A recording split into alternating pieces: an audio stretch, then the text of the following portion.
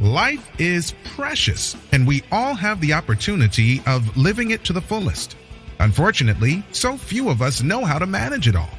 How do we account for our opportunities? How do we account for our time?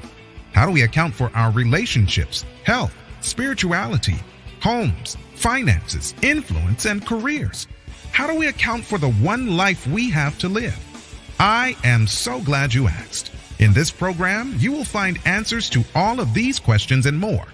Welcome to the Account for Your Life podcast with your host, the healthy accountant himself, Jay Moore.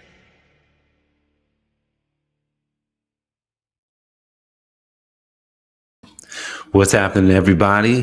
What is happening? I want to welcome you back to another episode of the Account for Your Life podcast. This is Jay Moore. I'm your healthy accountant, helping you to account for life. Today, here's what we're going to discuss. I'm going to walk you through some shifts that anybody can make, and we're going to talk about, how to turn fear into faith, how to turn fear into faith, I think it's how to turn worry into triumph. Yes, how to turn worry into triumph, guys. And it's nothing like winning a game. Anybody ever have been a part of a game, been a part of a team where all you did was work hard, and then you got to that point where it was like, yes, we finally win, we finally get there. But before you get to the win, do you know how much pain you go through? The training camps, the losses that you actually have. And so today we're going to go through just a process. We're going to go through some of the things that I found very useful and helpful on my journey as I'm becoming more of myself.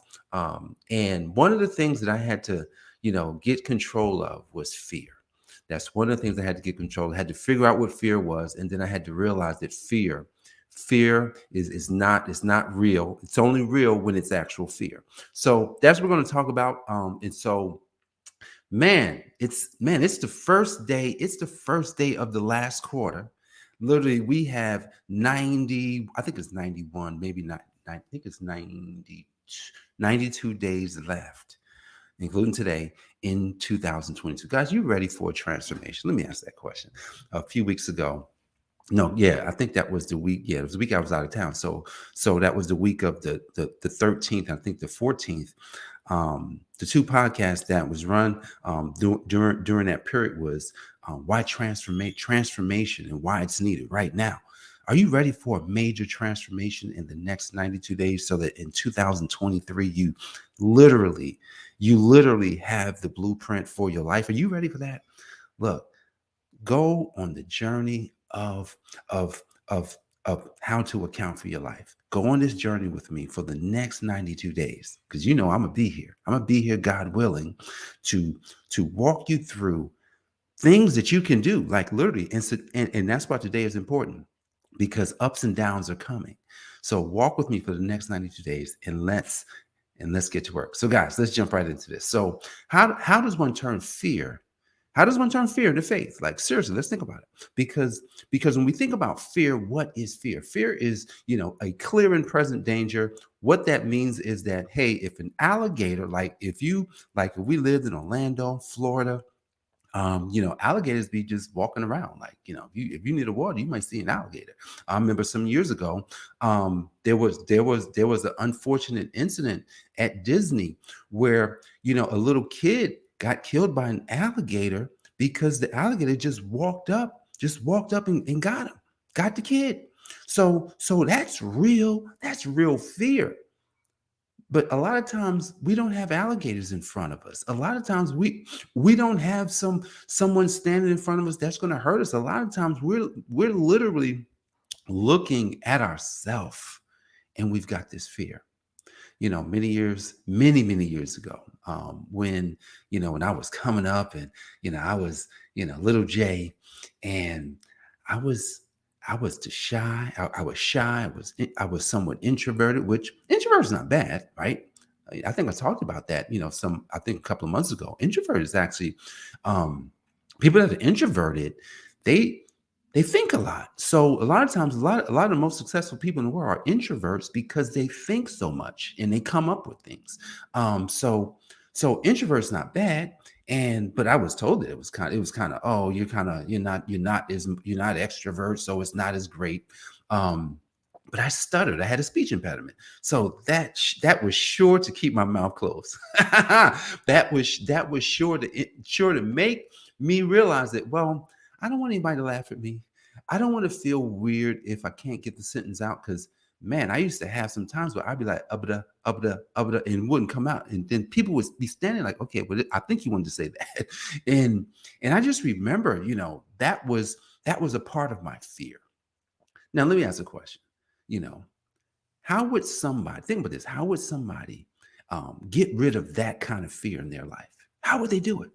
I'm going to share with you how I did it, and all of a sudden, it just went away. I just decided one day. I had finished college. This is 1995. I'm just finishing college because I'm going on all these interviews to get jobs. And I'm like, man, I have to be able to speak in a certain way. And that was back before video. And I can look at myself. Like, I learned how to speak just because I kept looking at myself so much. And I said, oh, I don't like how I look. Let me make sure I'm smiling more. Let me make sure my face looks, a certain way. And so I said, I'm not going to stutter anymore. It's funny because a good friend of mine, his name is Darren Jenkins, and Darren comes over to my house. He's the only, well, besides my kids, I cut his hair because that's one of my gifts, right? I cut his hair, but it's a friendship thing. So he comes over, we'll spend 2-3 hours sometimes just hanging out, talking, catching up. And when I shared that with him, he was just like, he says, dude, how did you do that? He says, dude, I thought you got help. Because he knew, like most people knew I stuttered. He said, I thought you got help. I said, no, I just decided. I said, and that was before I understood what I was doing. I just said, I'm not going to stutter anymore. And what I did was I just started to just methodically, every time I got to talk, I slowed down. And the next thing you know, I wasn't stuttering. I stopped stuttering. Every now and then I can, like, there's certain vowel sounds that I can feel it. And I would just have to stop and just kind of get the words through. He's like, yo, that's crazy. But here's the thing. That created a huge fear in me. What fears, let me ask you a question. What fear have you been carrying or have carried over the years that you may not have decided that you would change? That's the key word here. Decide that you would change something. Decide that you would do something. Decide that you would, you know what? I think there's a better way for my life. There's something about life that I could get if I just removed fear. Now, I didn't build any faith right there because I didn't know what I was doing. But that's just one of the first steps, is making a decision. Making a decision that, you know what, I'm bigger than that thing. Say that, write that down. I'm bigger than the thing that I'm afraid of. Imagine who God created you to be. Who did God create you to be? One of the other things that I realized I needed to do, if I wanted to get rid of fear and operate in faith, if I wanted to turn worry into triumph, I had to put myself in different places. I had to put myself in different places. I had to do different things. And there's a Psalms. I love Psalms 1. And in Psalms 1, here's what Psalms 1 says at the very beginning. It says, blessed is the man who walketh not in the counsel of the ungodly, nor standeth in the way of sinners, nor sitteth in the seat of the scornful. Oh, yeah. What is that saying, Jay? Look, you might have to change your environments. You may have to get around some new people so that you can actually start doing some things that maybe you aren't doing. Just imagine if you've had fear in some areas. Check this out. Back in 2016, actually, it was before 2016 that I actually started getting coaching. But when I spent some big money, I think I spent, how much did I spend? $6,000. I spent $6,000 for coaching. And I remember when I decided to spend the money, it was just like, man, I don't know that this is going to work. Like, he's doing well, but can I really get my life? Can I really dispel where I'm at? And one of the things that I discovered when I took on that coaching relationship, because me and my wife, we went to go spend some time with my coach, and it was me, my wife, him and his wife, and we were out to dinner down in Miami. And so we're out to dinner, and here's what we said. It's like, wow, it's so interesting how you can just pay to have some friends, and you pay to have good friends. And so you want to turn fear into faith. You want to actually turn worry into triumph. You're going to get around some new people. That's what Psalms 1 is saying. You may have to get some coaching. You may have to get a mentor. You're going to have to remove yourself from environments that's what this is saying is ungodly, right? Listen, I'm not saying that the friends, the family that we have is ungodly. I'm not saying that, but what I'm saying, what I am saying is that when it comes to, if you want to turn fear into faith, think about this. Most people don't operate in faith. Come on, let's just be honest here. Most people don't operate expecting the best. It says expect the best and forget the rest. Who here expects the best all the time? Right now, let's think about it. There's a lot of uncertainty in our life. There's uncertainty everywhere. Are you expecting the best about gas prices? Are you expecting the best, about how the health situation is and COVID and all those things? Are you expecting the best that, the markets are going down? Are you expecting the best that certain industries are slowing? Are you expecting the best when it comes to the inflation and how that's affecting people's money? If you're in a business right now, you're probably wondering, man, do we have to pivot? Do we have to change? Do we have to kind of like make a move into something else? Are you expecting the best? See, because if you're going to turn fear into faith, worry into triumph, then you got to expect the best. How does that look? How does one expect the best? Let's talk about that. I always got to go to a word, man, because a word is where it started for me. One of the things I shared back on April the 1st, I did a 10-minute talk at my alma mater, Columbia Union College, known now at Washington Adventist University. I did a talk, and I says it wasn't until a word went inside me. Words went inside me that changed my life. And here's one of the words that went inside me that changed my life.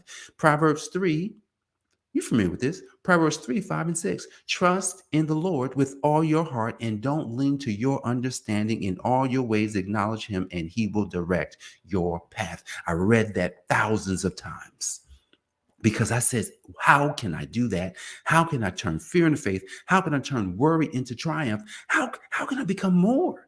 And when I read this statement, I says, yeah, Mom and Dad used to read that to me. Man, they put that in me early, but I didn't understand it. Did they understand? I think they understand it a little bit, but I'm going to take it to a new level. How can I turn fear into faith? Trust. You got to trust. You got to trust blindly. What is trust? Let's think about what trust is. Think about a relationship between a husband and a wife. That's trust, right? We are trusting in each other to uphold values, to uphold this covenant between the two. It's a covenant. Marriage is a covenant. It's a blood covenant. It's one that, hey man, I can't break the covenant. That's why we should stay married even during the trials. A lot of times folks have trials and they want to get out because their trust has been broken. Imagine when trust is broken, you're like, oh, I don't know what to think now. Now I'm worried. How am I going to how can I turn worry into triumph? How can I now actually believe that this person is the same person who they say they are? Imagine God trusting us. Imagine God trusting us. He's like, man, this must be messing up. He's messed up so many times. Man, I've messed up so many times. But here's the thing. I messed up so many times. And God is just like, well, you ready? I'm ready to get back into it. See, guys, yesterday on the last podcast of the third quarter, I said that you should read every day 1 Corinthians 13. I read it today already a couple of times already today because that's where God is. God is in that. God is love. But here you don't turn fear into faith, worry into triumph without that. And so we've got to get into this mindset of I trust God with my life. Think about that. Say that to yourself. I trust God with my life. God created my life. God created the world. God created the universe. God created everything. God's still allowing things to be created. So if that's the case, I got to trust God with everything and not lean to what I'm thinking. And this is hard. I'm not telling you this is going to be easy.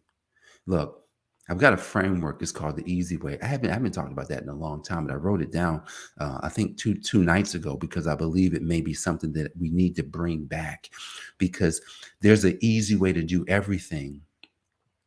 But here's the thing: if you don't follow a process, it's not going to feel. It's not going to be possible for you to turn fear into faith, worry into triumph. And I just can go back to the story of not having any money and needing food for my family. And the Holy Spirit leading me into the parking lot of of the supermarket saying, "Yep, you don't have any money, but go ahead and go to the store." Getting a text message from someone that owed me $300 saying, I just PayPal'd you this money that I've owed you since like 6 years ago." See, turning fear into faith, worry into triumph requires moving forward. It requires putting one foot in front of the other, and knowing and understanding what God's true intentions are. Do you know what God's true intentions are for your life? I'm gonna take you to some text here because we're gonna close in just a second. Matthew chapter 6 from 25 to 34. You should probably read that every day. Matthew, if you would like to turn fear into faith, worry into triumph, read Matthew 25 to 34 every day, along with 1 Corinthians 1, I'm 1 Corinthians 13. You can also read Psalms 1 every day. Like literally, like there's just so much packed into these things. But you got to put the word in. And in Matthew 6, I'm gonna just go to verse 25. It says, "Therefore I say to you, take no thought of your life." I'm gonna stop right there because it goes on to say a few other things, but that's all I'm gonna read. Take no thought for your life. If you're gonna turn fear into faith, take no thought of your life, because God has your life in his hands. God is literally working. He's working for your good right now. Romans 8:28. Man, that's a powerful text in Romans 8:28. And in Romans 8:28, I'm gonna go ahead and quote that for us real quick. Romans 8:28. I should be quoting it for you. And I didn't quote it, but I'm just going to read it. How about that? How about just reading it? I love it, man. I love just having access to this stuff where you can just get right to it. And this is for, it says, "And we know all things work together for the good to them that love God, to them who are called according to his purpose." Now, here's the thing as we close today, I want to get you out of here. Here's the thing. You got to believe that you're called for his purpose. See, it's the thing. All things work together for the good of them who love the Lord and are called. And I'm like called according to his purpose. So we got to first understand that there is a purpose for my life. I would like to turn fear into faith, worry into triumph. Am I called? Has God called me to something? And yes, God has called us all to something. God has given you a gift. That is your calling. Your gift is your calling. But then yesterday, you got to go back and listen to yesterday's podcast. But we only have half of it. It's only in part. We only know in part is what it says in 1 Corinthians 13. We only know in part and we prophesy in part. So we only get partial what things are until we connect it to the almighty power of love. When we connect it to love, then The perfect will of God is now you.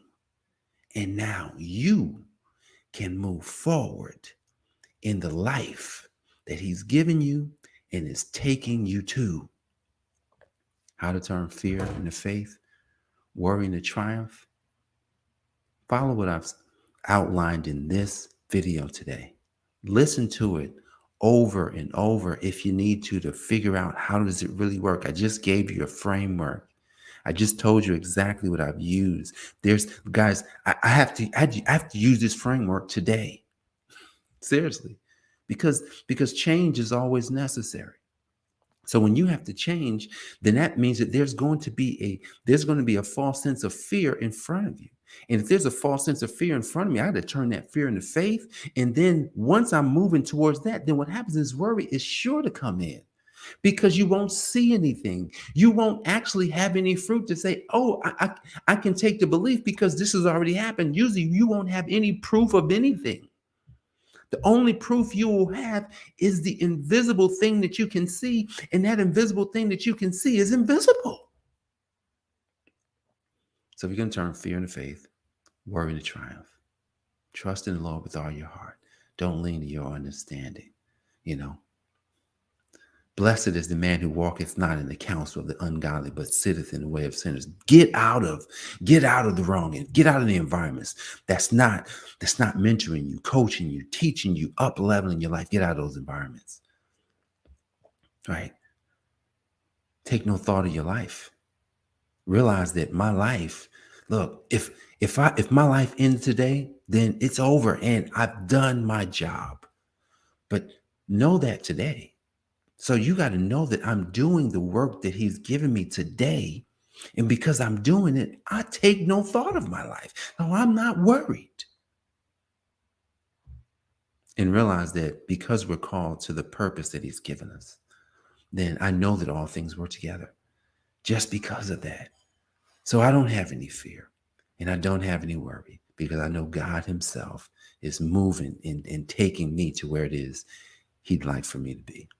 So guys, I hope you got some value from this today. If you got value from this program today, please, would you comment? Would you subscribe to this podcast on Facebook and on YouTube? And if you're listening to this podcast on Apple or Spotify or wherever else, please share it with others. Let people know what this podcast is about, because this podcast is about helping people to account for their life so that they can become the person they was created to be, do the things they were created to do, and have the things that they know that they would like to have.